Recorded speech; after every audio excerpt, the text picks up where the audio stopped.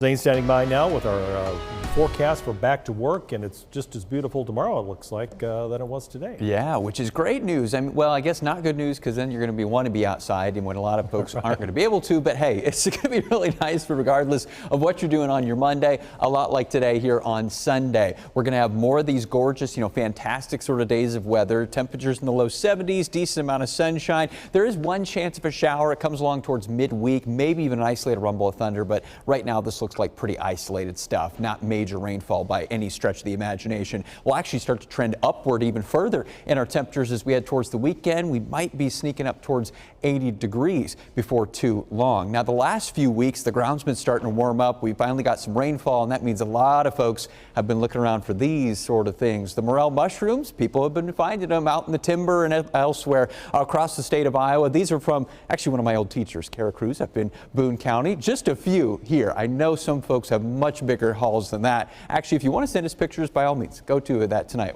Send me a Facebook message, email, something like that. We'll show some more if we can here on the 10 o'clock news later on this evening. Now, outside right now, there are a few clouds as you head across eastern, southern Iowa. That's still spiraling around the outer periphery of this basically stationary low pressure center over there in the Ohio River Valley around Cincinnati, the Louisville areas. But that's all the closer it is to us. So all we do is just kind of get a little bit of the cloud cover, none of the showers over that way. And because of that, that's all we're going to see here for the next couple of days as that thing just kind of churns along. You'll see here as we go through tonight and into tomorrow, a little bit of cloud cover just kind of slowly flows and circles out of Minnesota or out of Wisconsin and Illinois into eastern Iowa. Most of central Iowa, though, stays pretty cloud-free through tomorrow night, and now into Tuesday. Winds pretty light as well, and a whole bunch of sunshine. And that means our weather's not going to change very much. Low 70s tomorrow on Monday, about towards the mid 70s then as we head towards Tuesday. And then it's Wednesday.